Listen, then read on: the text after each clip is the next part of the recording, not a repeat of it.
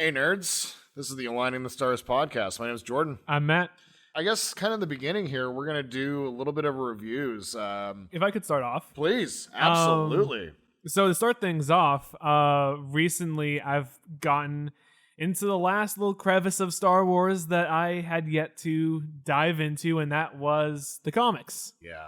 Everything that $10 a month with Marvel Unlimited gives to offer. So that's all it is. $10 a month. Wow. Is like all Marvel comics. How much like Star Wars comics are out there? It's from the beginning. Like the original Star Wars comics. Wow. Is in the library. Holy crap. You type in Star Wars and I had to just scroll through to find, oh, look, 2015. That's my starting point, is again from where Disney picked up. Right, it makes sense. So I've been reading the 2015 Darth Vader comic and the Star Wars comic. I want to say about halfway through. I'm about issue 15, 16. Actually, no, I'm issue 20s now. Oh, wow. The Darth Vader comic is so good. Like, yeah, it is been solid. Every day I've been showing up to work this week, and there's been like a little piece of comic for me to read. And it makes me want to do it, and I'm terrible at reading things right now. And so I'm kind of relying on him for this, and it is pretty...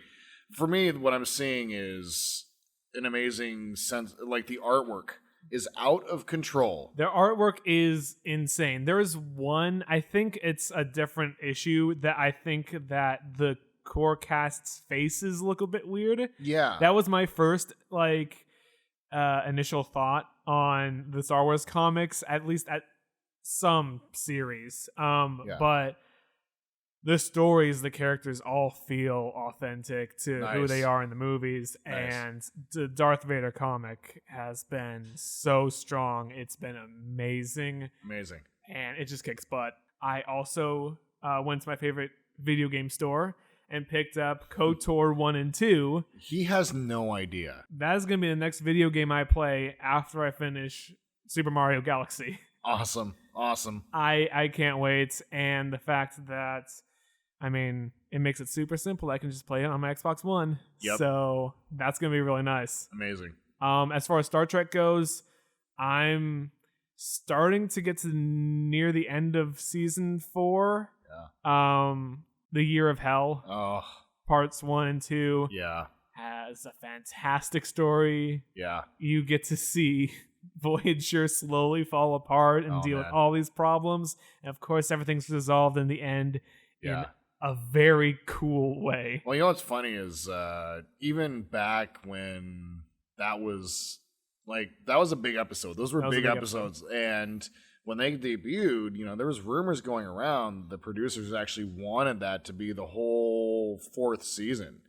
Like, that was it. Yeah. And that'd have been such a cool story, but I kind of get why they didn't, because they were so afraid of alienating. Well, and they were afraid of story arcs. We've had this discussion already. Yeah. But, so it's really interesting. And so I was waiting for him to get here. And as soon as he said Year of Hell, I'm like, yes. As soon as I entered season 4. Yeah. It's been exactly. Very as soon as good. 7 and 9 appears. There's no more picking and choosing episodes for Jordan to see. Yeah. It's just from season 4 onwards. I also got past Message in a Bottle. Oh. And Message in a Bottle is probably the best Doctor episode that I have seen so far. Absolutely. One could argue that it's probably Andy Dick's best role ever. Least annoying role ever. That is so good. And really, for me, it's the Prometheus. And that's the Prometheus is so cool. And one of the things, I want to talk about going forward is getting into Starfleet ship design versus Star Wars ship design. The Prometheus is such a cool ship. It really is, and it kind of highlights where the Federation was at that point. That arrowhead design. The arrowhead design. Very cool. Yeah, it is very cool. And the multi-vector assault mode's so cool. The 4 warp nacelles. Yes. It just looks like something that could be attached onto a spear. Now, think about this. Now, that is my ship in Star Trek Online, okay?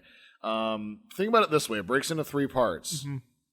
3 engineering rooms. Because all 3 parts are warp capable. Yeah.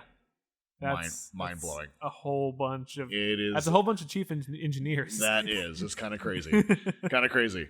Yeah, that pretty much I think wraps up what I've been up to. Nice. Yeah. So yeah, I'm still finishing up Master and Apprentice. I had actually made a goal to finish it this week for the podcast, but it's actually been a fairly busy couple days at work and tired and yada yada yada. The plan is I'm going to finish up Master and Apprentice, and then there's so much going on with the High Republic.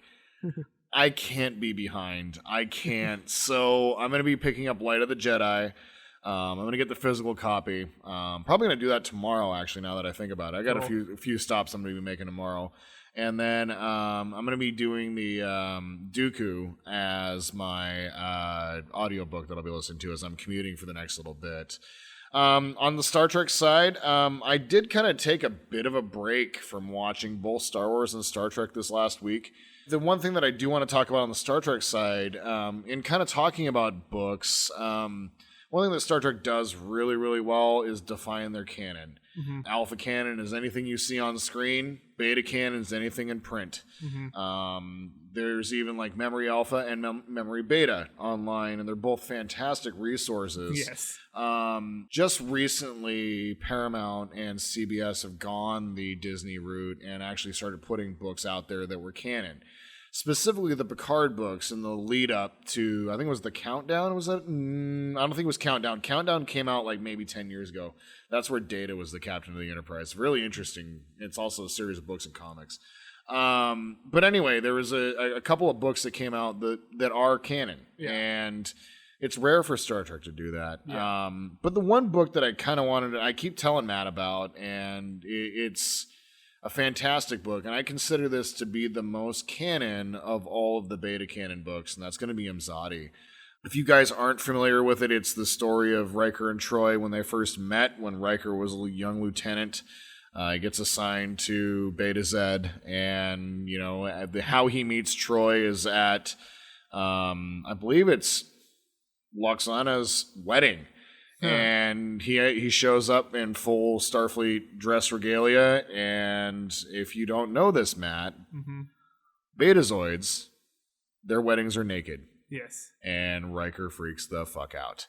And from there, Troy being an empath, she feels his uncomfortableness from across the room and is immediately drawn to him.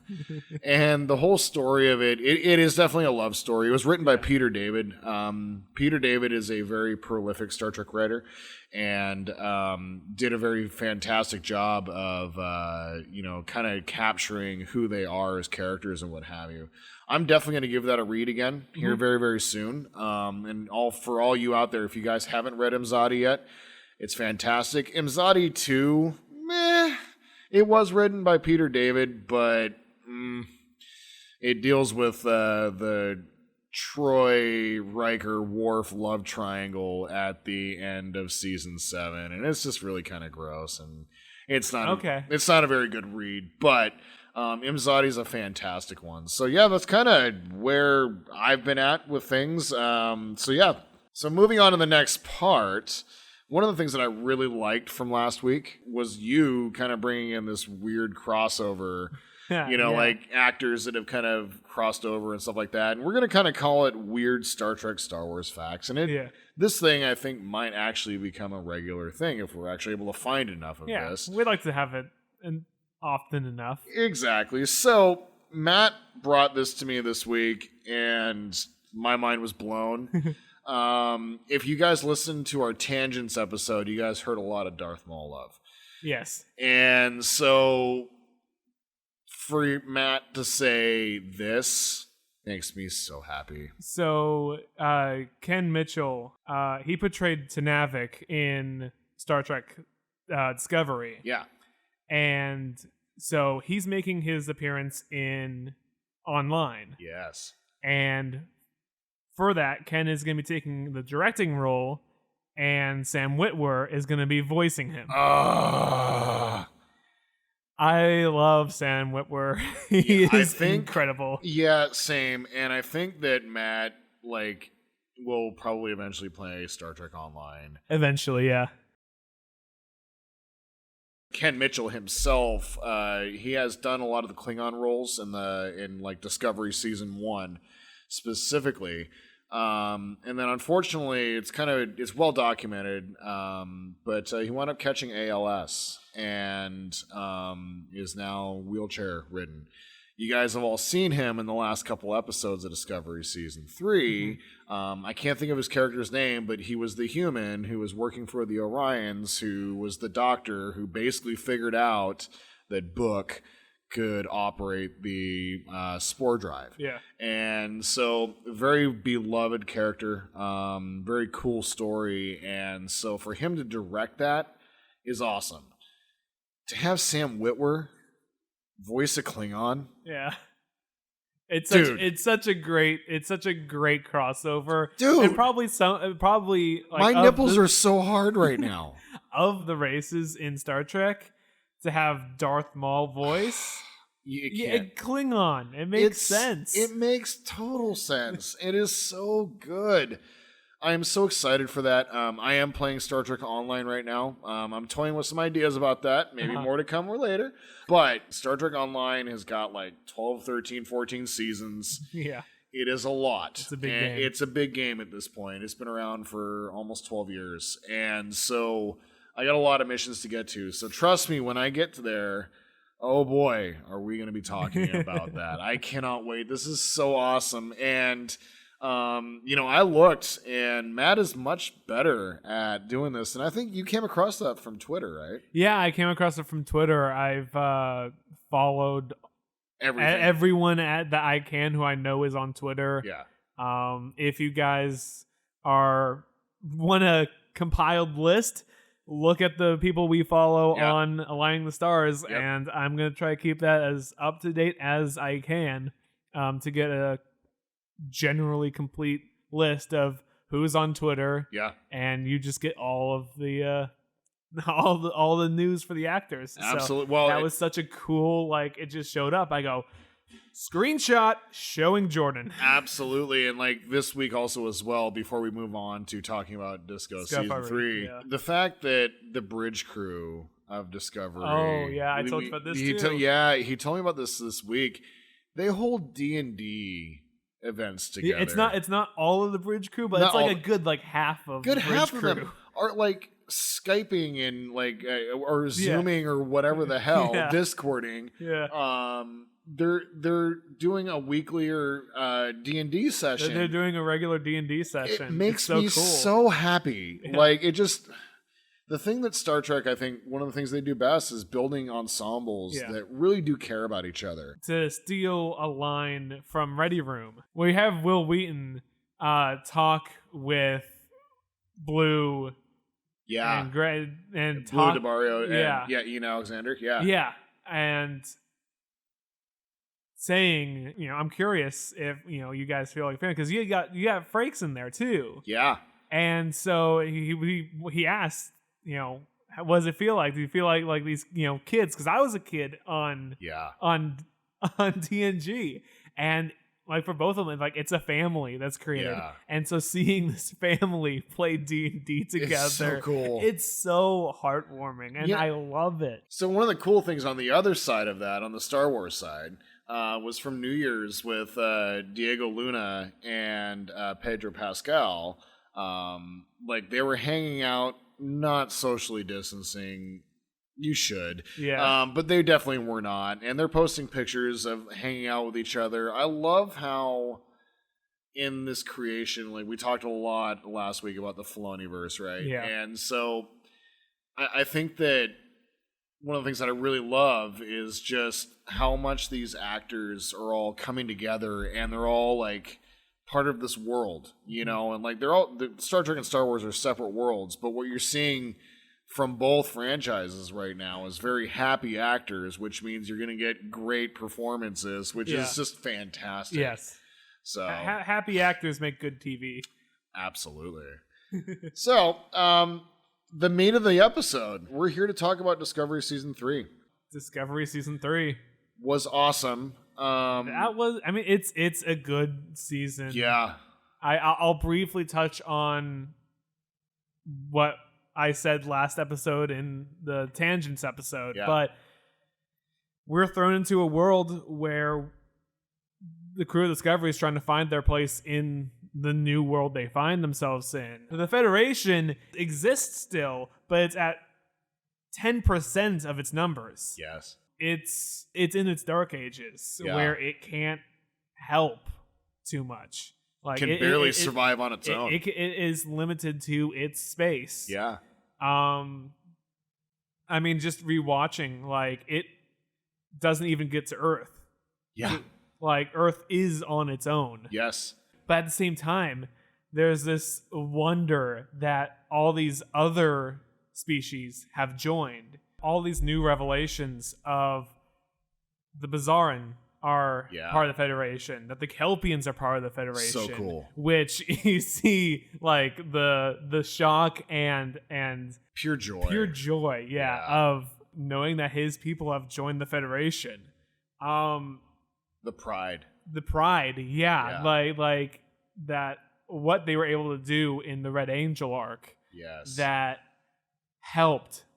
And he gets to see his people thrive, right, and be a presence in the galaxy, right, which is so cool. Yeah. And then you have them go up against a villain that's a strong villain, but is also very personal to the crew, right? Where it's a threat for Booker. It's an antagonist for Michael, staying in like Starfleet protocol. Right. We'll get into Michael's whole journey through this as well. But it all comes off at the end where there is more hope. You come out of that season generally knowing the lay of the land. Yeah. And you are ready for the big adventure that is about to come. Exactly. Yeah, and what's funny is I feel much the same. The general sense that I got from the season was it all been building to this. Yeah. Everything. Season 1 was, in a lot of ways, shaky. Very shaky. It's kind of clunky. It gets moving, but it's kind of clunky.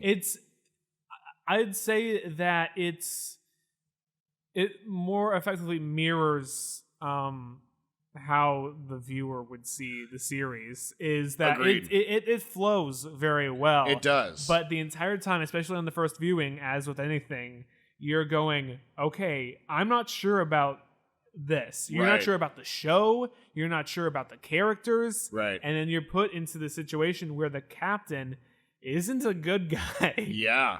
And you go, okay, do I like this show for bumping a lot of the trends that we've seen in Star Trek before? Exactly. Is this going to be good?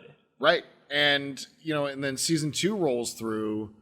And you're given a character who everyone knows. Yeah, Pike. Pike. And Anson Mount, who portrayed him and is going to portray him going forward, he is, like, in one season gave me, like, a top 5 favorite captain. Yeah. Like, straight up, his call, his line, hit it, and going to warp or whatever. Oh, so good. But that story for season 2 really set up season 3 really well. Yeah. The moment that season 3 opens up, you see Burnham come crashing through. And, one of the things that I'm taking from Star Trek right now is a really weird tangent here, is how they're naming their episodes. Yeah, for season 3. That Hope Is You, part 1. And then the last episode is That Hope Is You, part 2. And they foreshadowed what's happening in that season in the very first episode. That Hope Is You. I mean, it's all about Burnham. Let's look at. I mean, the show's all about Burnham. Yes. Going online, you see a lot of people saying the show's always about Burnham. Right. And like, yes. Right. Yes, because this is, jumping ahead a little bit. This is a story ultimately about how Burnham goes from disgraced, the first mutineer, to the captain of her ship. Yes. Yeah. It's amazing. It's a journey, and we'll talk about that journey in a bit. Absolutely. But with that connection between the names, you have Burnham before her year-long away mission, essentially, Yes. from Discovery, Right. to Burnham being the captain of Discovery and feeling back like she's in place, that she belongs again. Right. And so you take those two where in both of those, her ideals, her assuredness in the Federation is intact there. Right. And the journey through that is her not faith in the Federation, but about procedures and Right. the smaller stuff of not just doing good, The minutia of the day to day. how you go about doing the right thing. Right. Which aspects can be bent, Right. which shouldn't be bent. Right. You know, I guess that's a great way of like just rolling into the episodes. So let's do like the first three, right? First three. I mean, the first three episodes Yeah. essentially just boil into Burnham making her way in, and Discovery showing up. and then the next one is Discovery showing up. Yeah. And both of those episodes are, okay, where are we? What's happened? Right. Setting the What's tone. going on? Right. And then they go to Earth. In episode 3, you have Burnham going, okay, do I belong here? And that's the Right. start. That is the start of her questioning her place, on Discovery in the Federation. Right. Where she and Book have been off trying to solve this mystery on their own, Well, and doing what they have to do. Like, Right. it is made clear that Burnham did some not, Starfleet things, Right. in order to get information. Well, I think the bigger thing to be said there is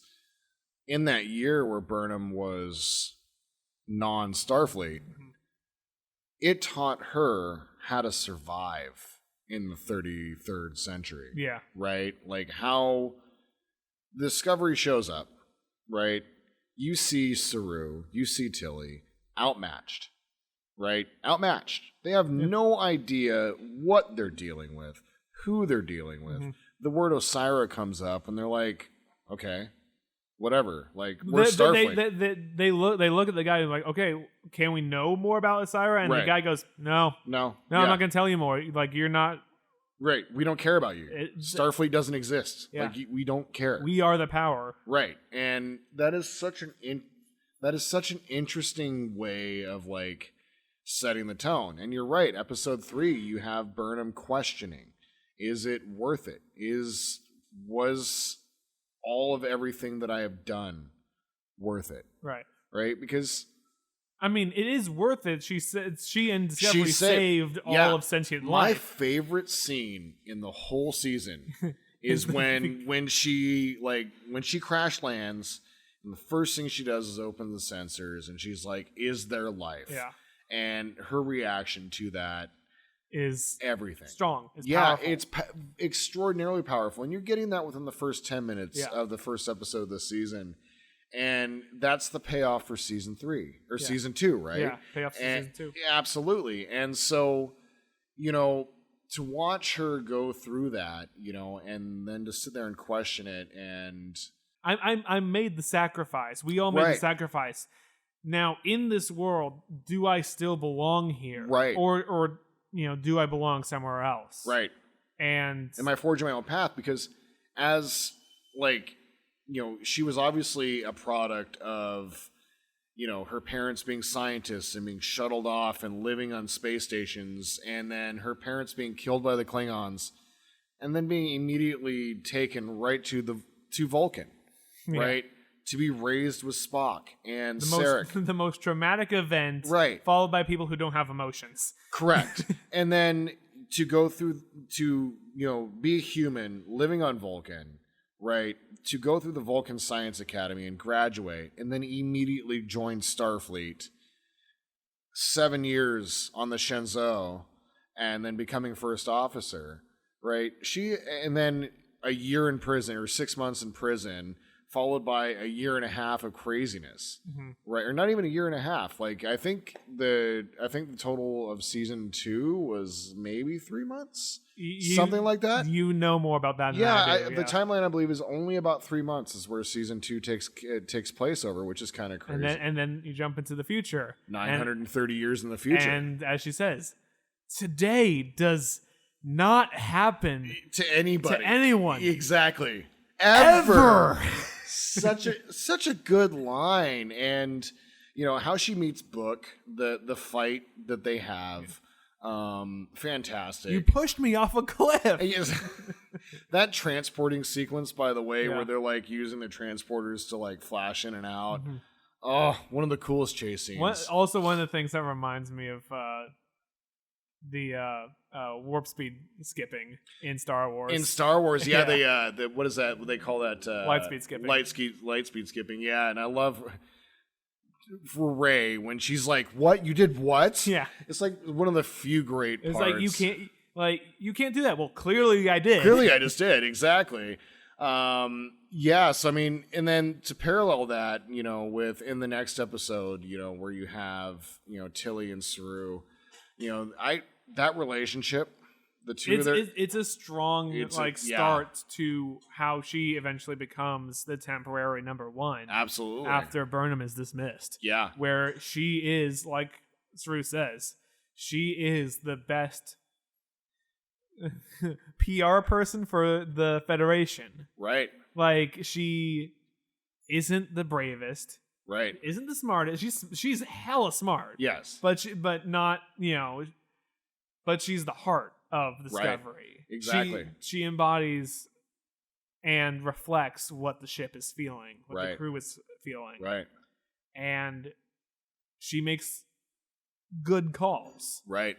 And so we are introduced to how Saru and Tilly will interact in about 5 episodes. Yeah.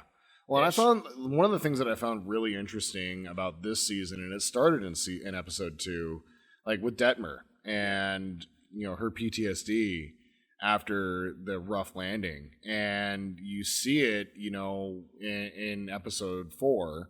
When the crew gets together and, at the dinner scene, which was a scene that you never see in Star Trek. Yeah. Ever. Yeah. Ever. I mean, characters blatantly yelling at each other in Star Trek, that doesn't happen. Not with the main cast. To be fair, in my rewatch, I did skip that episode. Did you? I did. Not a surprise. I understood. Right. Like she does it. It's then she gets she gets better. Right. She still has a moment in 5. Right. Where it was closer than it should have been. Exactly. But still, exactly. But I agree that like those sort of things where like that trauma boils over on the ship. Yeah. Where people are already hurting from losing everyone and everything they know. Yeah. That is a strong scene, and that is a scene where you watch and go, oh. Yeah. Oh. It was tough, Yeah. And the thing that I found really interesting about it too was how they're giving, the bridge crew is almost like their own entity, right? Yeah. Like it's almost like one character encompassing like 4 or 5 actors. That and the guy who's cleaning the spore cube. That's right. So good. That guy is also. I'm lumping him on that one. Yeah, I wish that Star Trek had the same sort of thing that Star Wars has. Where Gene Guy is in the background. Yeah. Are you asking Star Trek to make mistakes on filming? Yes, it'd be okay. Absolutely. I won't go on a tangent. We almost did. I was going to. Yep. And so they did a really good job though in those first 3 episodes of really setting it up, and then I want to also briefly touch on the episode when Non stays behind for the I almost call it the seed fridge. The seed fridge. But, well, I mean, it's close. I mean, it's close enough. Yeah. Like, you get what I'm saying. But like, the storage of all these plants, you get an episode entirely dedicated on loss. Yes. That Non tries to comfort another person of her Right. race, Yeah. and in the way that that culture would, it's Right. not effective because they both have the same principles, the same ideas of, of life and death. Right. Burnham comes in and says, "Look, they are gone. That hurts. There's also a lot of people who are on the verge of being where you are right now. Right. And we So need, powerful. And we need that. Yeah. And we need you." And so you deal with, and that also just comes in with just talking about the loss that they had. Right. And moving forward, I do wish Non stayed on. Me Non too. is a cool character. I don't think that's the last No, we it's see of not. Non. I have a feeling we're going to see her in Yeah. season 4. I think her character was really interesting because like Bizarrians were a one-off for the next gen. Next gen, it was Yeah. that if I'm remembering correctly, it was that episode where the Ferengi essentially blackmail and scheme their way through the, I don't remember what they were going for, land passage or something. Something like that. I don't remember yeah. what it was, but that was that was the only one, right? Yep, that was the only one. And so I mean, once again, credit to the writers. Like, Yeah. let's go ahead and pull a deep cut. Yeah, And bring that character forward. And then the person who portrayed Non, forgive me for forgetting her name right now. Fantastic. Like, Yeah. it's such a great character. And that was an interesting way of, like, they talked about the seed vault on that ship. You know, they're saying that it's the same ship It's the same ship from Burnham's time.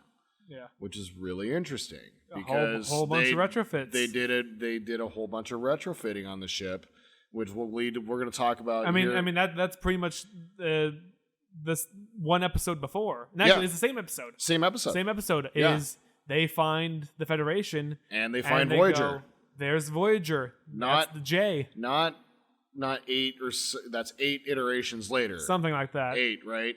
It's I not. think it was like 8 or 12. 12, something like that. Whatever it is. I just watched that episode. Yeah. But in talking to the writer of the episode, Will Wheaton, in the Ready Room, was like, kind of joking about, his Voyager kind of looks the same. And he was like, no, that's Voyager. Yeah. The Voyager. Yeah, it is the same ship. It is the same ship. And that's why, Discovery got christened with NCC 1031A. Yeah. As opposed to, just calling it the 1031. Right. And it's a refit. It's a refit, and that's a really interesting way of doing that. So I'm curious, like, going forward, like the Nog was G, wasn't it? Something like that. It was a D. I think it was D, I believe. Yeah. It was either D or something. Yeah, it was like D or something. Something like that. But it's really interesting in how they did that. But that the Seed Vault ship and then explaining Voyager was cool, kind of a cool way of doing things. And I'm so curious to see what that means for Star Trek kind of going forward. Real quick, I've got a question while we're talking about refits. Yeah. At the end of the season, Discovery takes so much damage that it is reset to before it's refit, technology wise. That was just that reset was because they had to restart the computer programming. Right. The programmable matter is still there. Right. It's all still there. So basically, that was the only question I had. Yeah. For now. Yeah. On that was whether or not that they kind of gave reset. up a little bit on the programmable matter throughout the season. So, yeah, I was kind of disappointed about that, and I get why. I get exactly why. It looks expensive. It looks cool, but those CGI artists are getting paid, hopefully a lot, for that, because that is a lot to do the lighting on. It is, yeah. Also, again, I've said this off of the podcast, but the square programmable matter on Booker's ship being the view screen, doesn't look good. It doesn't look good. No. Like if I wanted low resolution, I would have slapped a Game Boy up on that screen. That's what my thought was when I first saw it too. So yeah, I mean, I'm fine with like the step back and doing touch controls, but then keeping physical like parts of the ship. Yeah. I'm curious to see how much they draw back more on the programmable interface. But. Right. Agreed. And I do like how they made Discovery, though. They were able to quickly explain how they're able to make it a modern ship. Mm-hmm. Just like that. I mean, you take the matter that's on the ship. Yeah. It's like, hey, I can tell you what to do now. Which is very interesting. I can't wait for them to kind of talk about it. But they still engrave the A. They do. I know, yeah. I think it's more of like a ceremonial thing at this point that they do. They could easily just snap their fingers and just change the letter. Yeah, well, and then kind of moving on to one of the next episodes that I really want to touch would be Unification 3. I thought that episode, like, once again, Unifications 1 and 2 on the next gen has Leonard Nimoy and is arguably some of the best Star Trek The Next Gen. It is an incredibly good story. Yeah, it's down to the ethos of Star Trek itself. It's like this is what we can do. Right. If there is a disconnect between two people being negotiators, that's what Federation does. Is good old diplomacy. Yes. And you see, I think, in my opinion, Spock at his best. Yes, in that episode too, like, you're kind of introduced once again to another one of the founding members of the Federation. Earth is not in the Federation. Vulcan, it's now not. Navarre, is not in the Federation. By the way, Navarre is a deep cut. What was I think you told me, but what's the cut? So Kristen Beyer, who wrote the episode, that deep cut, like, she is like one of those ultra Star Trek nerds. Yeah. She is an ultra nerd. It's from Star Trek the Animated Series, and it was an offhand reference about balance. Mm-hmm. And it was like the Vulcan word for balance in a cartoon episode from the 70s. That is a deep cut, considering a lot of people don't watch the animated series. I don't. Like, I did once, and it was just kind of it's childish. It's childish. It's fun, but Navarre is a reference from that, and it's the Vulcan word for balance. And my favorite scene in that whole episode is when there's two scenes really that kind of stand out to me, but the main one, obviously, it's easy. It's when Leonard Nimoy appears in the room, and they drop Admiral Jean-Luc Picard reference, right? But for seeing Leonard Nimoy speak is awesome, right? Leonard Nimoy is Spock, will always be Spock. Yeah. I think that Ethan Peck does a fantastic Spock. I'm so looking forward to seeing him reprise his role as that. Yeah.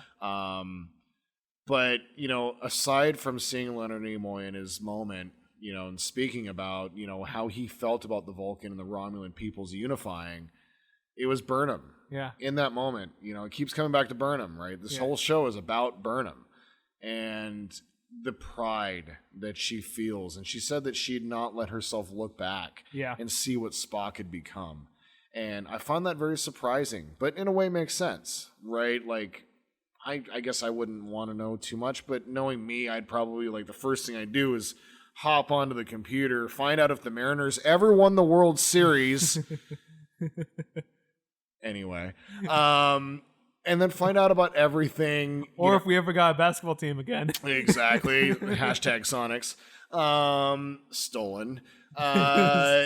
But, the first thing I would do would be like try to find out everything I could about my family and everything, all my friends and all that jazz, and even to live through the pain of it. Yeah. But the fact that she hadn't let herself see what Spock had become, and Spock obviously had become this incredible Starfleet officer, captain of the Enterprise, ambassador. And it also reaches out to the last bit of advice that Burnham gives him at the end of season 2. Yeah, is reach out. There are people they're going to reach out for you. Yeah, who want to reach out. Yeah, reach out to them. Exactly. And that was Enterprise. Yes, but on the bigger scale, that was the Romulan and the Vulcan. Absolutely. And then the whole trial, I found it very interesting seeing how they had taken the Romulans and they'd taken the Vulcans, and then interbreeding side of it, and still like they're still segregated. So I mean, obviously there's still a little bit of racism happening there, which is a little interesting, considering where we are. I mean, at you in also our have world. so many years. I mean, thousands of years Yeah. of just aggravation and just distrust. Yeah, I mean, how many times with the Romulans, like the reason Right. why stuff was going wrong in episodes oh, and movies. I mean, like the Romulans are the oldest enemy. yeah, Like the very first bad guy that you see on The Enemy Within. Yeah. Like we knew about the Klingons, right. but they were like kind of like a tongue-in-cheek sort of bad guy from the Right. Trouble with Tribbles and stuff like that. Klingons weren't really focused on so Yeah. much. The Enemy Within, with Mark Leonard playing, the I can't remember the sub commander in charge of the Romulan ship. Such an incredibly good cat and mouse episode. But they're the first enemies, Yeah. right? And to have them blend with the Vulcans and create Navarre, right? I love the fact that Burnham's mom is part of the Kuat Malat Yeah. up to a point. Yeah. Like, I think it's really convenient. The- I think it's really, really convenient. There's a moment where she just goes into mom mode and just goes, She like, does. Look. Right. But I mean, it is part of her things. Like, it's a lost cause. Right. If I have to go into Yeah, exactly. And into I Mama love, Burnham. yeah, and I just love that Picard reference once again. I mean, Yeah. obviously, Kristen Beyer, who wrote that episode, is also one of the showrunners on Picard. So Right. she's going to try to give her show a little bit If of she can love on sprinkle there, too. something in. Exactly, which is fantastic. Yeah. And then kind of moving forward to, the next sequence of episodes that I think are like, because the one thing I really liked about this season was, although it's moving the story forward, it felt a little episodic at times. It had did. that classic Star Trek feel. There was a couple ones in between because you're still learning the world. Right. And There are going to be some episodes. there's the that villain of the week. Yeah. And that is so cool. I mean, yeah, you got Adira when the between episode. Yeah, it was episode 4 because that's the one where she goes to Trill. Yeah. And you have the villain of the week, which is Trill society and Trill racism Right. itself. Right. Which is interesting. Yeah, like, and that's a good episode. Also, super nerdy.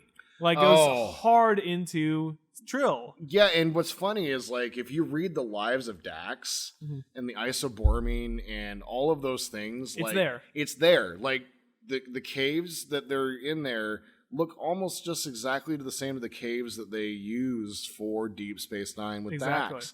And I also love the fact that we didn't see Dax. Yeah, There's no Dax. They could have. They could have. We've said this. I'll get back onto what I was saying, but like it being Dax showing up would have been a very Star Wars move. Yes, it would have. I'm glad that it's not. Same. You have the episode where they save Book. Yes. That is the villain of the week because Cyber kills him. Yeah. Oh God. When they pull down the Miranda class. When the Miranda class falls, it's still like, holy shit. There's a Miranda class that is still barely functioning. Right. Of course. Be like an Excelsior the class. Miranda class being a workhorse is like, oh boy, is that horse just barely on its legs at this point. Yeah, exactly. You got. I mean, I'm blanking on.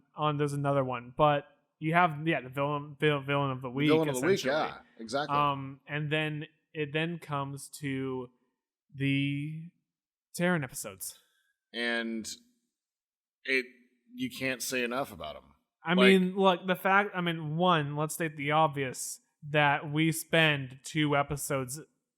Episode and a half-ish. Yeah. But we spend an episode that spans over to the next one in the Terran universe. Yes, we do. And that's like hasn't been done until now. Well, in season 1 they did 3 episodes, but it was very interesting in how it was done. They did, but it was done from the perspective of the crew. From the perspective of the crew. This is done from Giorgio's perspective. Giorgio, who's Terran. Yeah.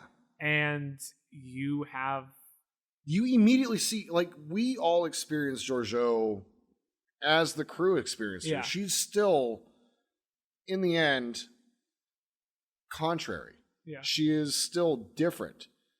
But when you put her back in her environment, in the Terran universe, Yeah.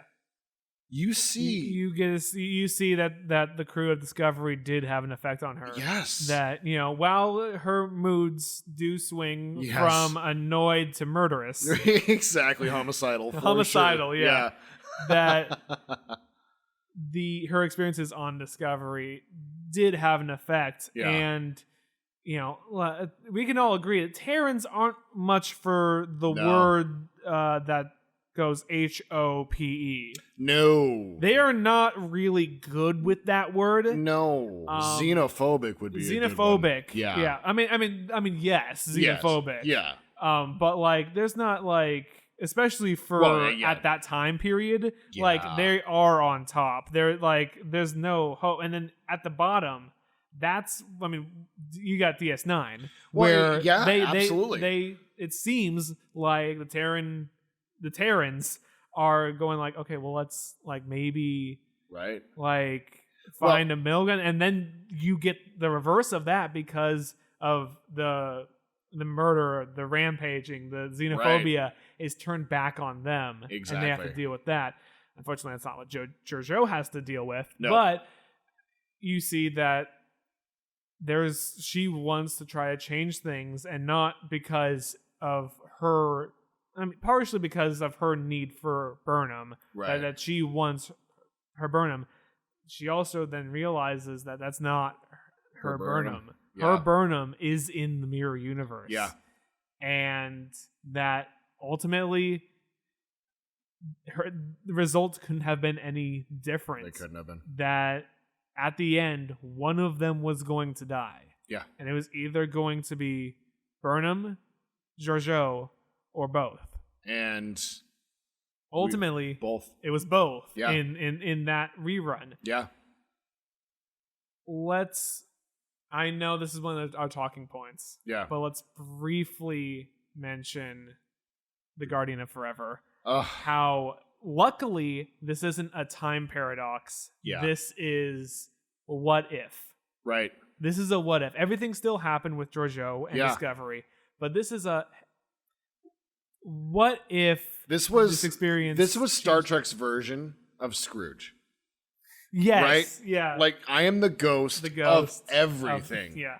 And my little bowler cap. When Carl goes, I am the Guardian of Forever. And it shifts from his voice over to the OG. And then to the OG, exactly. And how it explodes out and then sucks back in. We both did the motion in unison. We did. It's a very cool visual. It's hard not to. Even if you are just vaguely familiar. I only heard the words Guardian of Forever, I think, three times before the episode aired. Yeah. But I knew the arch, but I hadn't seen the episode. Right. But again, hearing the tone shift, seeing the gate. Yes. Is instead of having it an arch, trivia fact, a lot of those special effects are done with on film and then putting a black piece of paper or paint over a cell from animation and covering it over the lens of the camera. Yeah. And then doing the reverse, covering everything else up in the next shot, and then filming something else. Because then that way, that film isn't exposed to any light. Interesting. So that's how they end up doing those kind of shots, is they film their scene, that segment is completely black, and then they go in and they go, oh, let's take some archival footage of Earth. Right. And just plop, and just film on top of film. That's cool. It's a cool little trick. I love analog. That's a practical special effects. effect. I love practical effects. That is so cool. So seeing the Guardian of Forever, that gate now shifted into the tech we have now. Yeah. It's cool to see. It really is. Yeah. Is it necessary? I mean, look, it's the same thing. I'll briefly say this. It's the same thing as how the Enterprise is supposed to look. Right. It's like you could replicate that exactly. Right. But it's kind of cool to update it. Let's be honest. It. Yeah. It's kind of cooler to update it just slightly. Just the stone arch was enough. Right. Exactly. So, yeah, and that's the thing too, is like there was a lot of cuts throughout the season to just the drops and the references. Yeah. Like when Burnham in the first episode, when they're when they're scavenging, looking at old Starfleet phasers and the badges, the comm badges, and I mean, we'll get onto those more. We'll finish up with a little bit of fan service stuff here. We'll finish up with the episodes. Yeah. But we have the Guardian of Forever. Yeah, Giorgio. I mean, the send off for Giorgio was so beautiful. I mean, it was good. I still think that, like, yes, she's still not a good person. She still is a murderer, as was said in Starfleet. She's a murderer of two different realities. Yeah. So she's not. I mean, look, I get it. I would also stomp the human face of Control, right? But I wouldn't go down to the paste level. Like, yes. I mean, that is some serious dedication rage. If you are shattering bone to be part of the paste. Yes. Like, that is dedication. Definitely morally gray. That's sure. That's a bit too much. Yeah. So, like, the toasting, the cheering, I get that from a sentimental like thing where ultimately, like, yeah, she's like, I get the emotion for it. Yeah. At the same time, she's still the best, right? And so remind me, she goes back to her universe. She does. Not back to her universe. Not her back. Not yet. Sorry, not back to her universe. She goes back in time. Back in time. She goes back, and we are assuming Section 31 to be in Section 31. Yes. Yeah. I would assume that the next time we see Giorgio is going to be during Strange New Worlds, and that we'll probably see her mid-season 1. And mid or end of season 1. End of season 1, and then it spins off into the show. Yeah. For the other side of it, like on the Section 31, I'm hoping that we see her and Shazad Latif. Yeah. Who was Lieutenant Tyler and was also Vogue. Yeah. Because you also have Tyler being sort of more on the gray side, being on the gray side, but closer aligned to Burnham's ideas. Absolutely, than being full Starfleet or full gray. Right. No, like as wrapping up on like the Terran episode, like you see again a lot of characters just die. You're also, what you get too, though, in there is you also get what I'm just kind of thinking about now. So the screen that she's watching Burnham on while she's in her quarters. Yeah. And Detmer says to her, you have the power to end it right now. Yeah. That's not, we can just go kill her. Yeah. No, she goes press a button on that screen and instantly kills her or anybody else on the ship. Right. That's called the Tantalus field. That was part of what Kirk had and made him incredibly powerful in the original Mirror Universe episode. Nice. Now the question is, because the Tantalus field he says in that episode is very rare and like almost like one of a kind sort of thing. Right. Did he somehow steal that Giorgio's Tantalus field from the Discovery? I find that to be incredibly interesting. There's a Trek theory there. So I also want to make a mention of how she treats Saru in her universe. Oh. How, I mean, the hint that Vaharai isn't the end.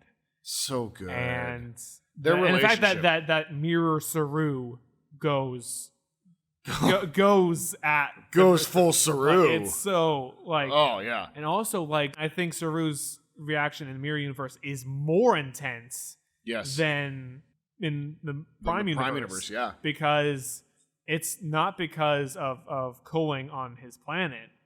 It's cooling of the Terrans. Right. It's not just, the cooling on his planet because, Vahari is a threat to the other species. I forget the name of the other species.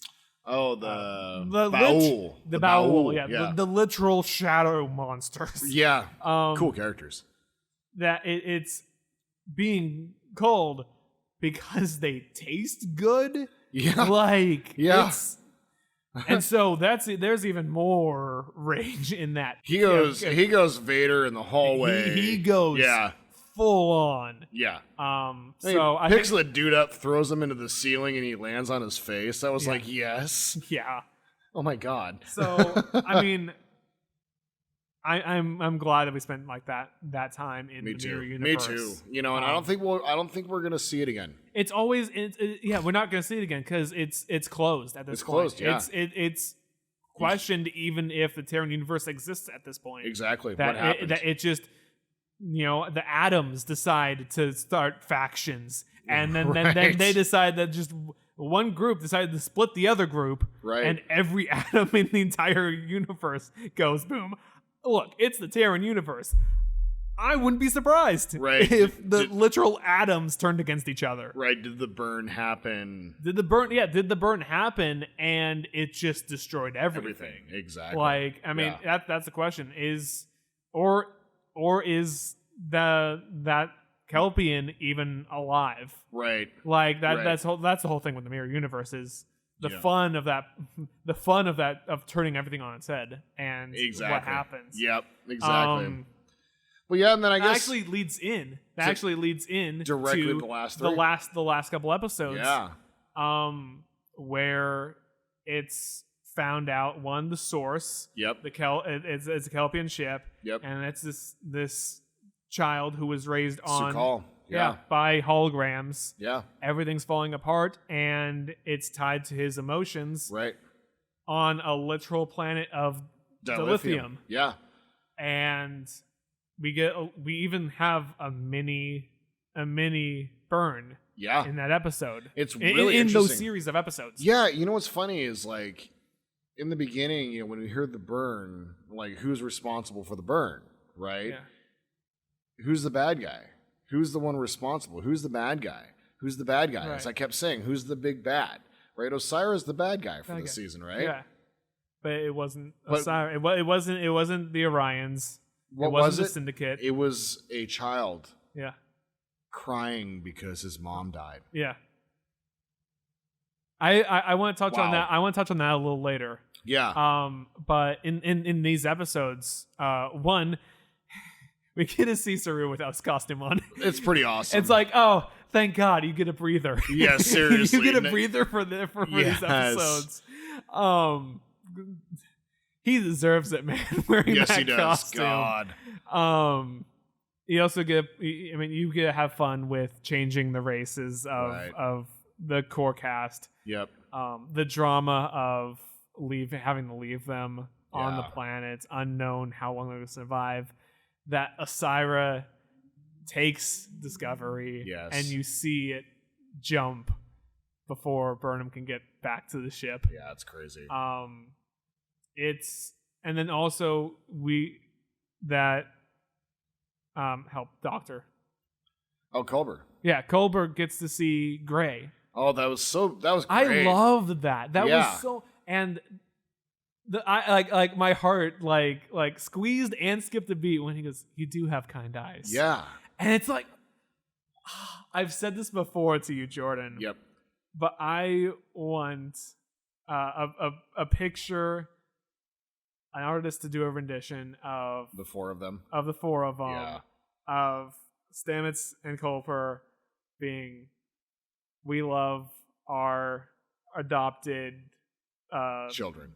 We love our adopted non-binary children. Right. And that both Gray and Adira have, we love our gay dads. That's like our adopted gay dads. That'd be because is such a good. It's such a cool heartwarming story. It really is. Not to see a positive gay relationship, which I haven't said for the podcast, but in season 2, I was worried that was going to be destroyed. Same. In season 2. Same. I was, because I loved how positive that relationship was. Absolutely. I was terrified that they were going to split that up. Yes. And I was so relieved when they didn't. Oh, and it didn't rectify itself. You don't see, Stamets and Culber until the last minutes of the last episode of season 2. And you see in season 3, how heartwarming that is. Absolutely. And then you also get to see trans rep and trans love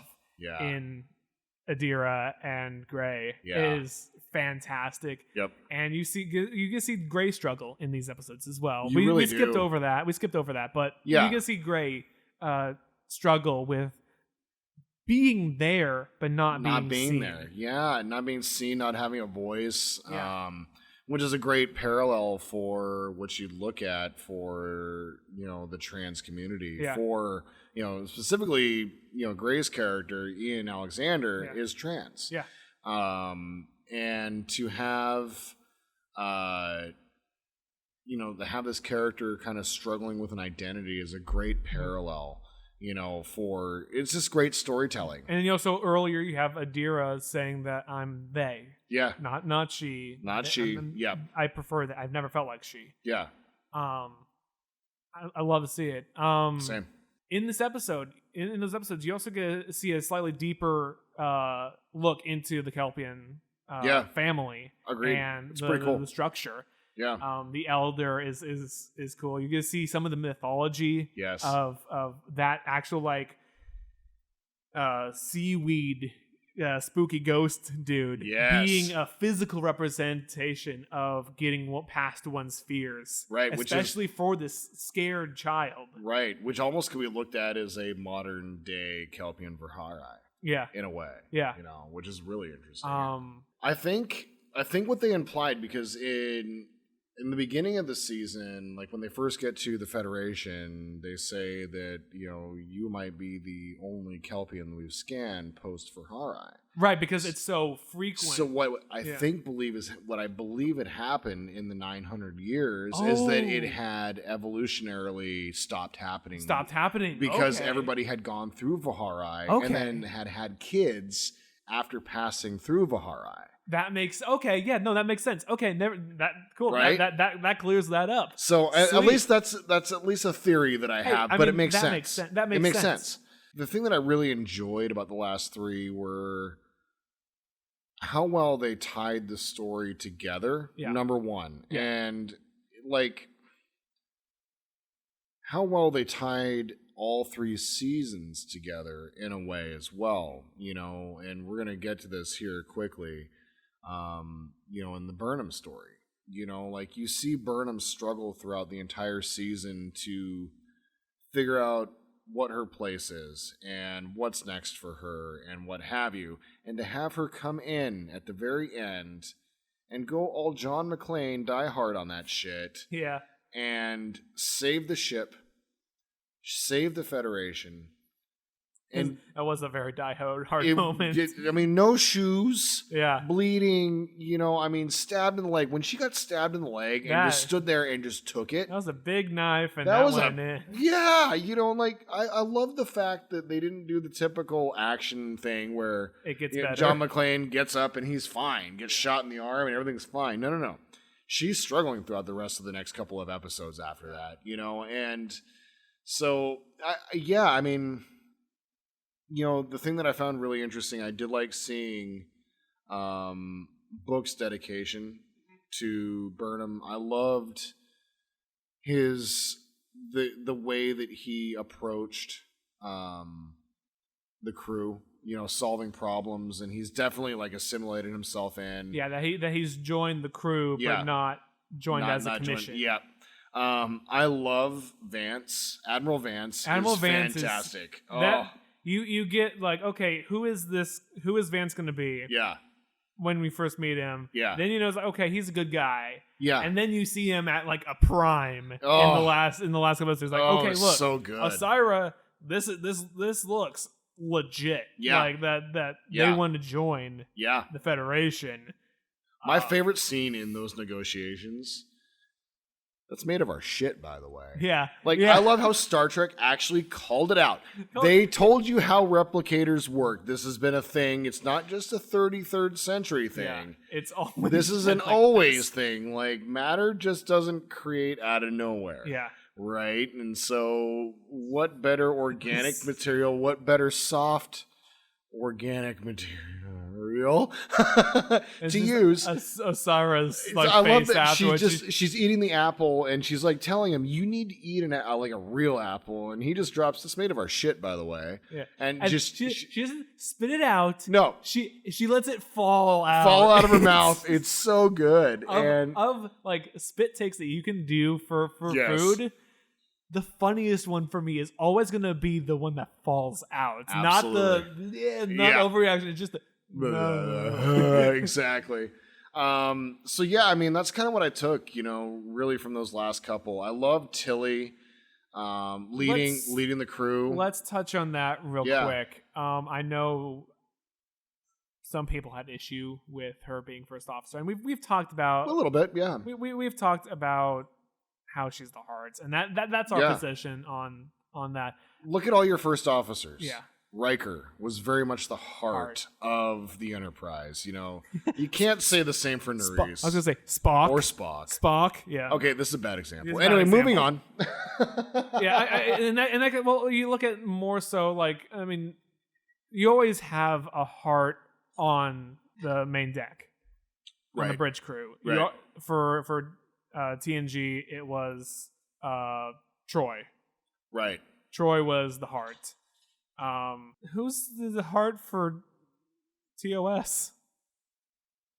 I would say McCoy, but he's racist as fuck. Right.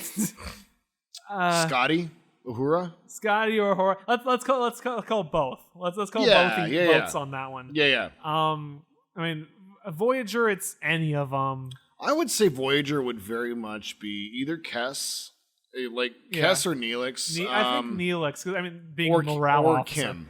Kim's a good example of that one. Kim and Neelix. Yeah. DS9. I mean, Bashir and I'd say Bashir. Bashir. Yeah. I mean, also you could say O'Brien. Yeah, although O'Brien is much more skeptical, I would definitely say that Bashir. You're even. But I mean, you got Bashir, who's Jake. Jake would be a great. Yeah, Jake is by far the heart. So you always have like the heart. Yeah. And so absolutely. in this traumatic event that the crew's gone through, having your first officer temporarily being someone who reflects the heart of the ship. Yeah. Tilly, and also Tilly handled herself very well. She became a badass. You get hints of that when we first are introduced to the Terran, where that she can do it. Right. This one's like she's doing it now, and absolutely nails it. Yeah. So yeah, I mean, for me, I want to ask one quick question. Yeah.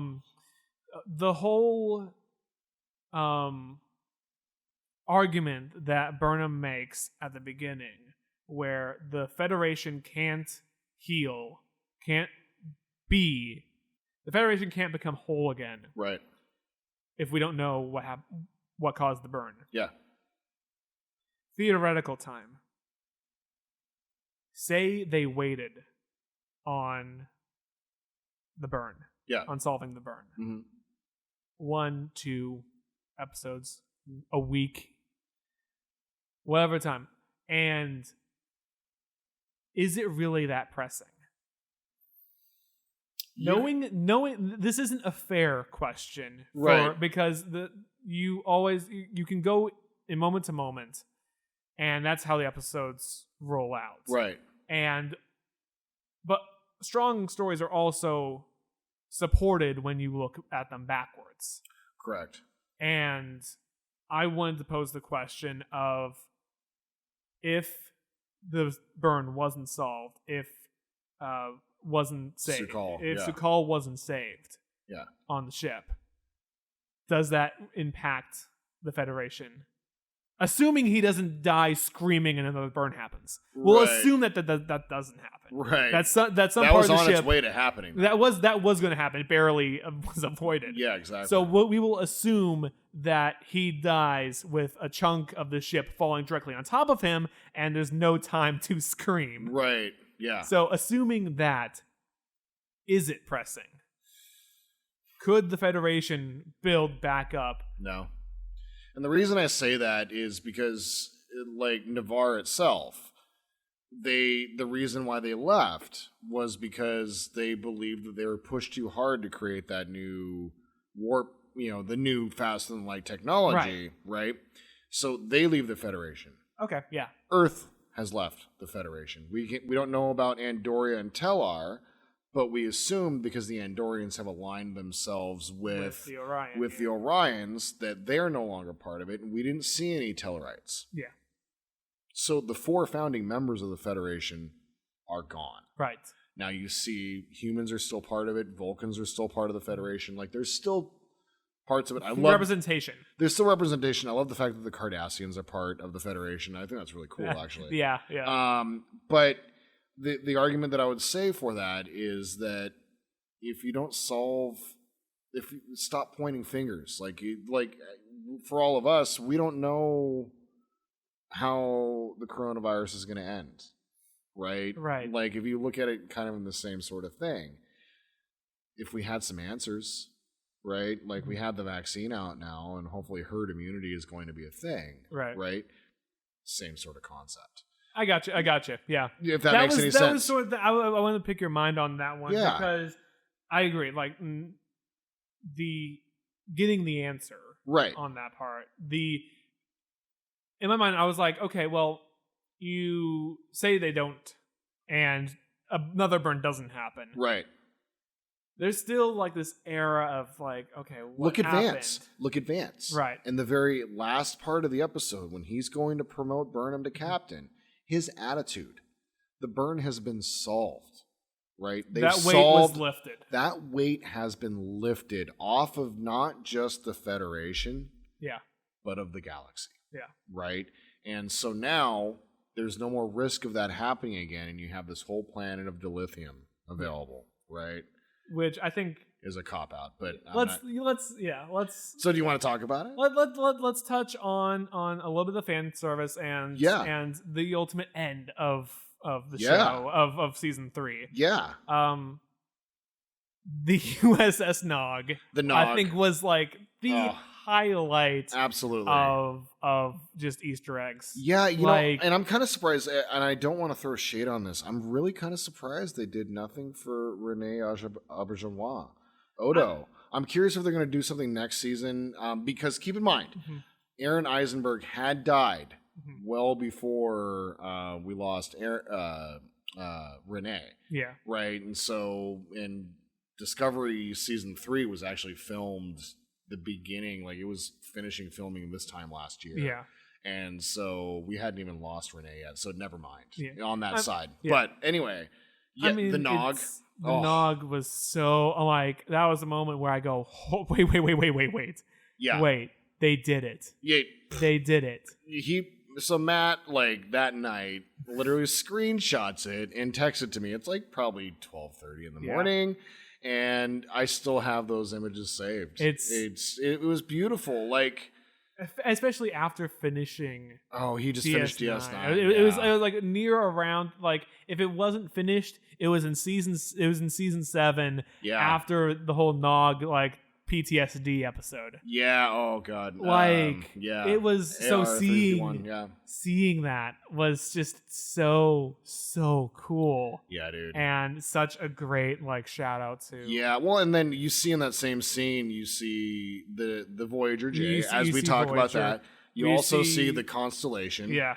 Or Constitution. Constitution class, and that looks like it. Like, hey, remember that Discovery ship? Yeah. How do you like rings on our on our ship? Exactly. Like, it's a cool design, and I would love to see in next season to see it more. See more of the ships. Yeah, I think there is an image that has been released of it more in detail. but I mean, it's a cool looking ship. You know, and are we going to see the Enterprise? Yeah, that's another big question. That was one I'm of glad the they theories. didn't do it. I'm glad they didn't do it. I'm glad that wasn't like a thing that was related to the burn. Exactly. Yeah. You know, and then by the way, the whole like little bubble that everything is in is kind of cool. The rainforest ship. Yeah, the rainforest ship. So much better than how it was handled in Star Wars. I'm going to let Matt talk about that one for a half second. That was from a certain point of view. Was it the second one for Empire Strikes Back, where it is stated that Wookiee ships are made from the trees. They're made from wood. They're made from wood. And that they're rainforest. That is essentially a traveling thing. I mean, I'd have to go back and it's like Kashyyyk in a bubble. It's like it's Kashyyyk in a bubble. Yeah. And I'm like, what the fuck? Like you can always take from a certain point of view with a grain of salt. From a certain point of view. Yeah. Yeah. Like exactly. It's like for the most part, like especially the ragging at the end, where you have the Journal of the Wills. Starfleet. It's like the Starfleet, yeah. Kirk and Spock. Is Kirk and Spock going to show up? I don't even know who they are. Yeah, you wouldn't. You wouldn't. Why does that not surprise me? That's just a weird thing that they put in. Like, why? We saw... I mean, I guess I always assumed that the escape craft that Yoda leaves in was from Kashyyyk, right? And not Republic tech. But it's Republic tech. I guess it's Republic tech. Yeah, I mean, crazy. Dude, that must be the fucking best tree sap. Absolutely. I mean, we had half a day where we talked about it. Where we just like, how stupid is this? And then like 2 days later, that episode comes out and there's a rainforest ring ship. I go, that's 100 times more practical than what Star Wars gave us. It was hilarious. Oh my god. Oh, like there's like even like 2 hours later, like I look at Jordan going, fucking tree ship. I know, it's god. Some of the other stuff, like say like the black boxes. The black boxes being like the little tubes, right? Which are very similar to what the black boxes look like these days. But I found really interesting, the two Federation, like the two like blatantly Starfleet, black boxes, and then you have the Klingon. The Klingon one but it also had an NCC designator, which is very cool. Which is incredibly cool. That the fact that the Klingons had fully absorbed into the Federation by that point, and that their ships are also just classified as Starfleet NCC. ships, which is really cool. And I think that in a weird microcosm, it goes back to the inclusivity of Star Trek itself, in the sense of like, we are Starfleet, we have our own ships, but you can be Klingon and still have your own ships. I want to also touch on the sphere data and the little droids that the dot 23s. The dot 23s and also the maintenance ones that look slightly different. So those are all dots. Okay, so they're all dots. Okay, so dot gotcha. 3 was the originals. The dot 23s are the ones that are in the 33rd Gotcha. century. Yeah. So the dot bots. Nice. I always we got like the little like armada ships in Discovery and Enterprise. Yeah. That help defend against Control. Yeah. And I go, okay, cool. I mean, it makes sense. You can create this like small little single ship. It's similar enough to Star Wars. Right. With Star Destroyers and TIE Fighters. Right. And so the dot bots fixed a problem I had in the back of my mind with Star Trek in general, with how, especially on 5-year missions, how are you repairing your ship when you get damaged? Right, and they never showed it up until that point. It didn't show up until that point, and it was just taken as, they fixed it. Well, are you really going to send people out into the vacuum of space to do something that you have robots capable of doing? Yeah. Are you really going to send a human life out there? Right. Exactly. And so I'm like, I know some people had issues with that with the dot bots. Yeah. And they were introduced. I thought it was great. I'm like, that makes sense. That's practical. I love how when the three of them showed up with the sphere data, one was red, one was blue, and one was yellow. It was like, so just like another like little. And then how it's one of them saved Oo. Yeah. Right? And then that scene, by the way, where they're all suffocating and Oo goes and saves the day, and then the nacelle is basically wobbling as the ship. It's how it spins out of warp. It's so cool, so good. And you know how her and Reno bring back the dot at the end, which means the sphere data still exists, survives, and it's just like, oh, it's so good. I like, and the sphere data, like, it does its thing to help the crew, and and it also is an artifact to help the Federation survive and thrive, because it has data from right before that they jumped to, and then downloaded all of the data that everything centuries, 900 more years of data. Yeah, exactly. Yeah. So hell yeah, that's so cool. Hell yeah, so cool. Yeah, and I can't let's talk about the last episode, the last one, yeah. and the issue. I know the issue that you have with it, and one that I understand. And if I may start it off, you said it eloquently. 4 seasons, 4 captains. 4 seasons, 4 captains. Yeah. I get that sentiment. I get that, because Saru was so good, badass. Yeah. He was such a good captain. He was just getting his feet underneath him. Yeah. And he was just, and I'm curious if Saru's gonna get his own ship, or what is he gonna do? Like, is he gonna show up? I've got now that a couple weeks removed from it too. When I get into my part of it here, a couple weeks removed, I had some time to think about it since afterwards, and I've got some thoughts. Maybe there might be some other things, and so the last episode though, we've kind of talked briefly on it. The one thing that we haven't talked about though is the very end. I mean, we've touched on it. I mean, it's interesting watching Burnham kill Osira. Osira was a great character, but it was a character that couldn't persist. No. It was I really like the fact that Ken Mitchell, his character, is in there, and he seems like he's now part of the crew. Yeah, that'd be great. Which makes a fantastic character, like incredibly smart, and which is fantastic. I loved how we got to see the Vulcans show up and they come to save the day, and in the end, when Burnham is promoted to captain, I think that, although I have a problem, like we just said a minute ago, with the 4 captains and 4 seasons, everything's been coming up to this point. Star Trek Discovery has made a point that we're going to bring Burnham from disgrace to redemption, to the chair. Yeah, to the chair.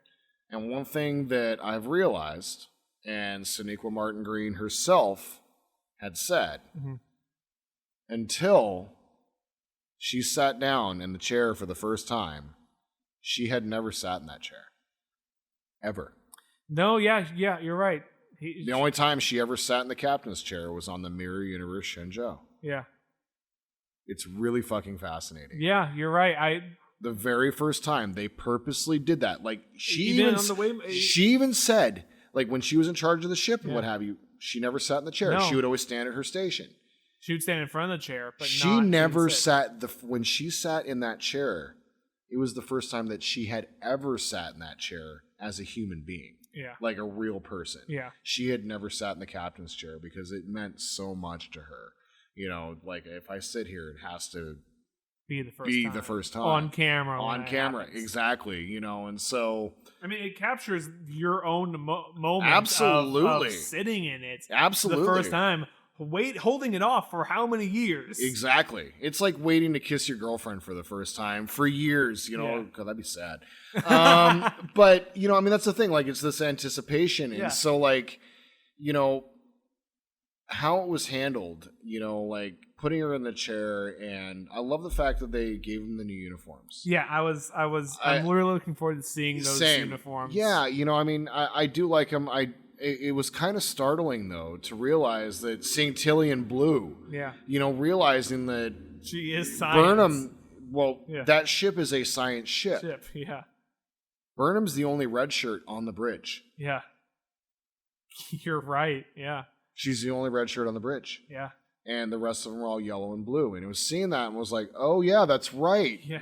It's like we're not in the Discovery uniform set anymore. Yeah. And I'll miss the Discovery uniforms. I will miss it, and I'm a little worried about the colors not being flattering on some people. So they need to tailor those uniforms a little bit better. Yeah. I thought it looked really baggy on Burnham. Yeah, I think. Yeah, I mean, I'm not. I don't always encourage heavy tailoring, Yeah. especially for women. Yeah. Sometimes it gets to be too much. Right. It's the lighter tone. I'm by no way a fashion critic. Right. Same. And same thing with interior decorating, but a light tan is hard. A light gray is kind of a hard one. I wouldn't be be surprised if they wind up like changing the color a little bit as they go along. But I do love the fact that they got in the new uniforms. Yeah, I was waiting for that. Yeah. And so at the beginning of the season, there was this uncertainty, and at the end of the season, they create this hope.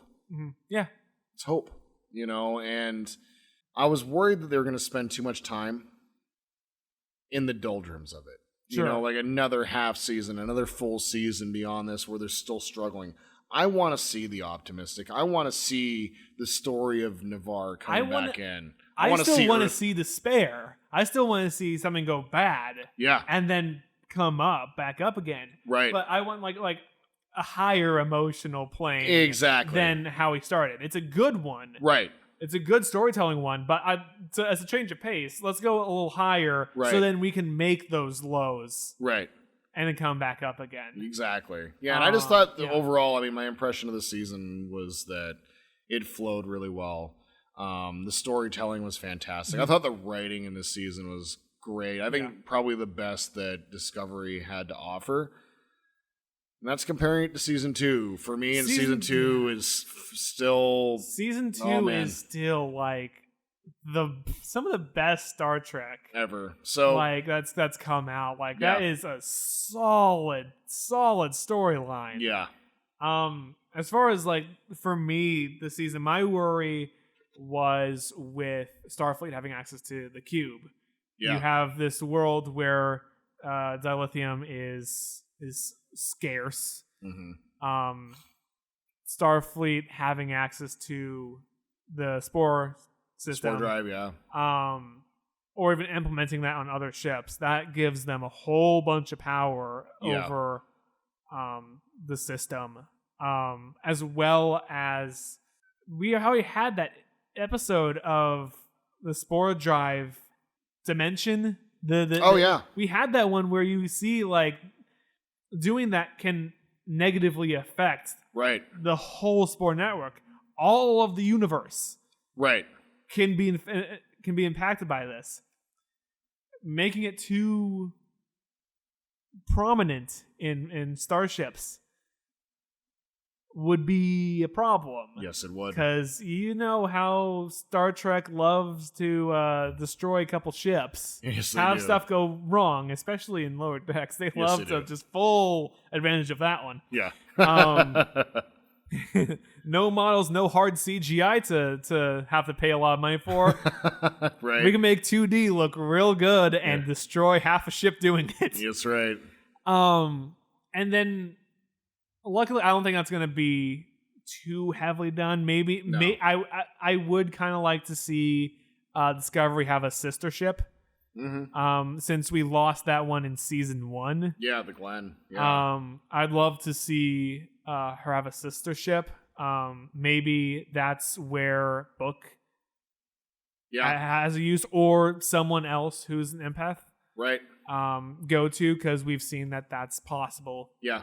But then we have the end where Starfleet has access to a planet of dilithium. Yep.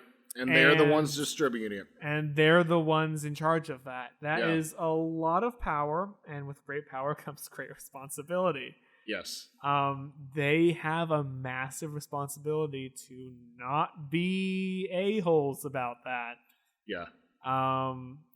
Who is it Starfleet's place to say you can't get dilithium because we don't like you. Because you're a rival, or because in the past we've given you dilithium and you've used it for negative reasons that negatively impact the quadrant. Right.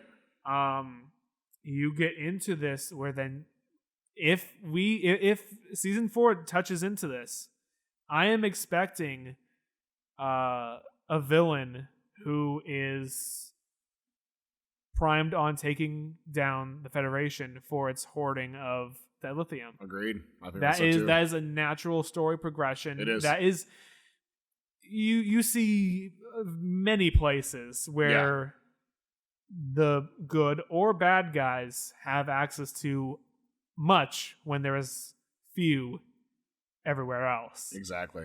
Yeah. So agreed. If they go in that direction, I'm fully expecting that to be a villain, and it might be a big villain. It might be a new villain. I'm hoping they bring in a new villain. I like to see a new villain because upon reflecting of how many of the former adversaries of the Federation are now part of the Federation, right? Fully integrated in, right? We kind of have to create and have a new villain because we can deal with. There might be a nod to the remnants of the Emerald Chain, but that's not going to be you lost to Syra. That's it. Yeah. So if they go into the lithium shipments arcs, I'm curious to see if they go into a villain who tackles that aspect of Starfleet, because there is corruption that can happen with that. Absolutely. And with this crew discovery and the hope of building back up, a good adversary is fighting yourself from becoming what you hate. Well said. Very well said. One last thing I'd like to say is I'm curious what the Borg are doing. Me too. Me too. Let's what's going on? Yeah, I mean the ultimate villain in Star Trek. The ultimate villain, and look, we got a Spore Cube. We could jump to the Delta Quadrant. Very true. Touch base with them. But at the same time, I don't think we're going to see it. No, not immediately. Not immediately. No, I still would like to see, but right. An argument that I just came across, that I just thought of now. If the Borg were present and available, wouldn't they have taken the opportunity while the galaxy was in its fractured state? They would have. To just totally swarm and take over. There is dilithium for the Borg. The Borg use warp speed, but they use transwarp primarily. So and so. Yeah, interesting. Let's be honest. If the Borg were any sort of threat, they would have already posed themselves. They would have. Yeah. I mean, unless they want to stretch their wings out to the Gamma Quadrant, the Delta Quadrant. The Delta Quadrant. Yeah. Unless they want to reach that far out. Right. I mean, we'll see. I mean, yeah, it's interesting. It's interesting. Good question. I'd like to think that the Borg are still around. Yeah. But you are absolutely right. If there was an opening, the Borg would have taken any absence of power. Vacuum fills. Absolutely. National, as a favorite of mine would say, galaxy-wide catastrophes are irrelevant. That's right. Yeah, and I guess, the only issue that I had was, the 4 captains in 4 years, right? I mean, Lorca was an integral part of telling the story of season 1, right? Yeah. Pike, man, Pike love for days. Yeah. We get to see him again, so it's going to be amazing. he's the captain of the Enterprise. Yeah. He has to pass it off to Kirk. Yeah. Like, we know his story. We know what happens to him, Yeah. right? So that story has to be told. I get it. Then they put in Saru, and it made so much sense. Saru, right after Yeah. Varahai. Like, Yes, you get to see him and who he can be as and captain. he went through such a change even as captain in the last season, and so the theory that I have before I get into the problem, I'm curious. We saw him in the last 3 episodes only wearing his makeup for a minute. And then he's not going to be much of a regular part of the show going forward. Yeah. I'm wondering if he's having problems with wearing the prosthetics. Look, I believe it. So John Rhys Davies, who played Gimli in The Lord of the Rings, Right. was so allergic to the prosthetics that it was painful for him, and he actually burned all of his prosthetics in effigy on the last day of filming of The Lord of the Rings. It's a very common thing where, like, the latex and all that jazz you can be very allergic to. I'm curious if this is Saru bowing out. if he just can't be in the makeup anymore. Yeah. And I hope that's not the case, because Doug Jones does such a... Saru has probably been one of my favorite characters in all of Star Trek ever. He's been consistent favorite character Yeah. throughout Discovery. Yeah, and such a well-written, well-thought-out, well-fleshed-out character. So I'm curious if there's a problem with prosthetics. They said that he's going to be in season 4. Okay. So, but the issue that I have, is the 4 captains in 4 years. Obviously, this whole show is about putting Burnham in the captaincy, and I love the fact that she's there. Yeah. I'm hoping that this is it. Yeah. I'm hoping that she is the captain of Discovery, and we get another 4 seasons of her in charge of Discovery. Yeah. We can't have another captain change. We can't. We can't have another switch. She's in the chair now. Yeah. Like, I could see Saru coming back. I hope I hope in the role that he comes back in is either going to be first officer or captain of his own ship, right? But even then, if he's captain of his own ship, we still don't see Saru. Yeah. I mean, theory. I mean, sister ship. I mean, agreed. That's the thing. Yeah, absolutely. And so, I mean, the issue though that I had was really, I felt at the time, like when the episode came out, I felt that Saru wasn't handled well. I have no problem with Burnham being in the captain's chair.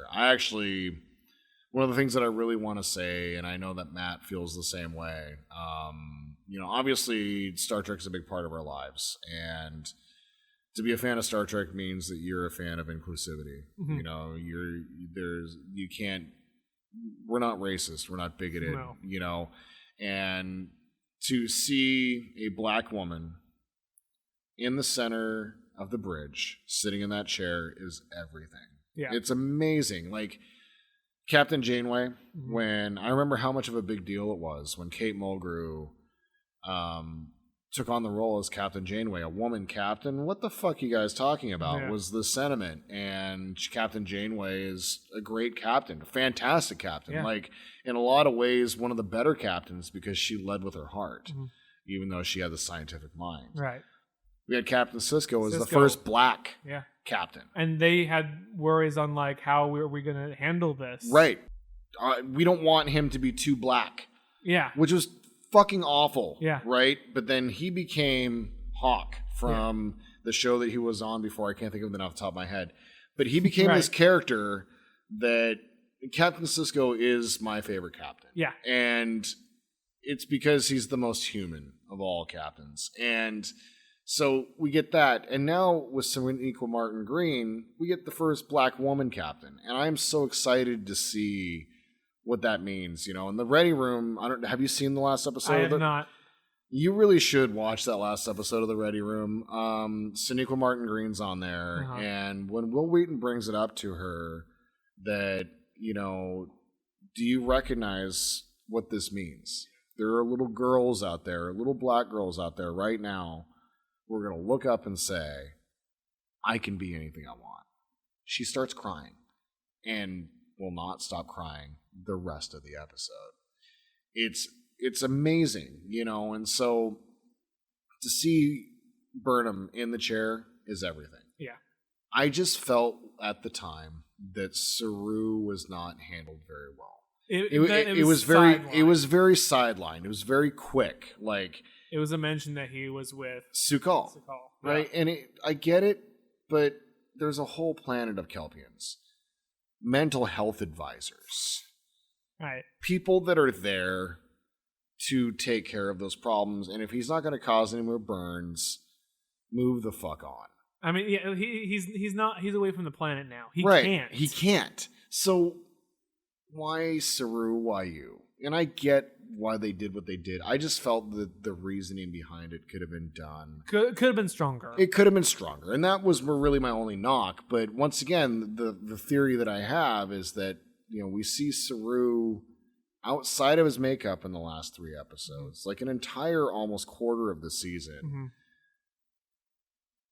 And then he's not really going to be back in a full-time role. And so I'm curious. I hope that's not the case, because I really do hope we see more of Saru. I agree. So, but I'm really excited about seeing Burnham as captain. Yeah. When you see the turbolift open and the lights, the light pops onto her comm badge, and you see the 4 pips, and they're all standing there.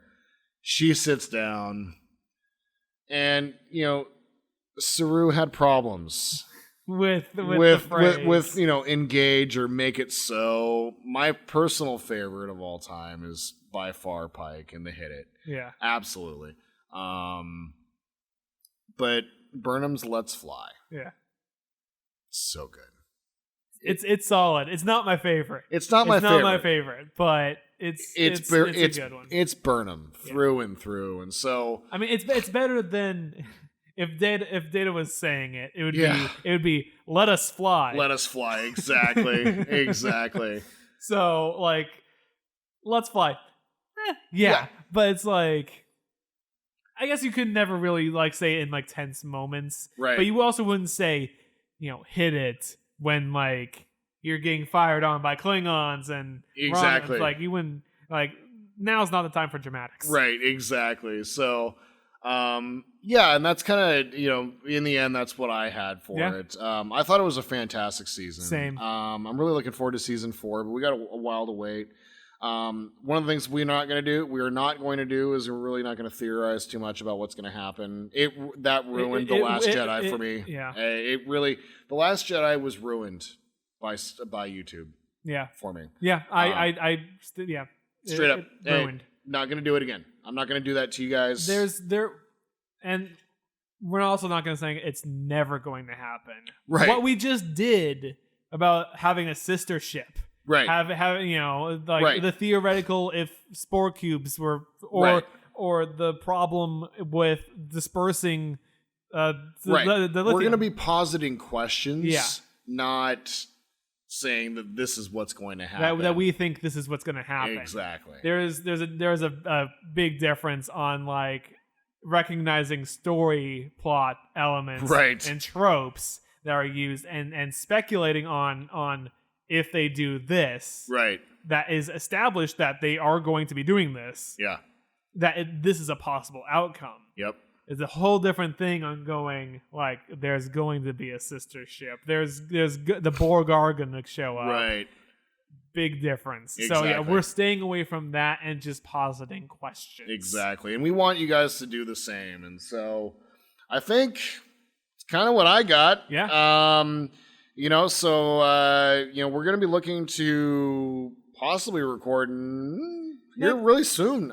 Do it again really quick. We might try to turn these out a little bit quicker. We intended on going a little quick today, but we did what we do best. And the best thing is that the recaps are over. Right. The recaps are over. The next episode, I can guarantee, is going to fall closer to that 1 hour mark. Exactly. Because there is just so much material in both Mandalorian and Discovery. We barely covered everything. Like, we didn't touch on it in some of the episodes. Yeah, we skipped over some episodes. Yeah. And like there isn't a stinker in any of them. No, there's not. Like when I was doing my rewatch, I skipped over the Trill episode. Yeah. It's a good one. I love how much facts are in there, but it wasn't necessary for like the story of Burnham just to talk about. And even then, I didn't finish my rewatch. Right. So yeah, at the end, like we're gonna the next episode, it's gonna be completely. Can anything be completely original? No.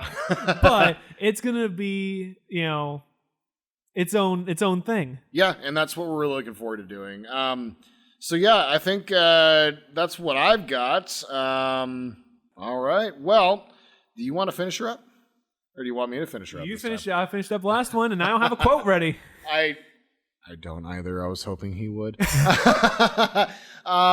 So I guess without further ado, leave the comments down below. Don't leave them above. Don't leave them above. Yeah, absolutely. We are on SoundCloud. We are on Facebook. Finally, we are on Twitter at Lining Stars YT. Please leave comments down below. I already said it. There's been a couple here and there. We've been getting pretty solid views and all that jazz. So leave comments down below. Hit us up in person if you actually know us in person. We'd love to answer some of your questions next time. And otherwise, we really appreciate you guys listening. So for me, I'm Jordan. I'm Matt. And the Force will be with you always.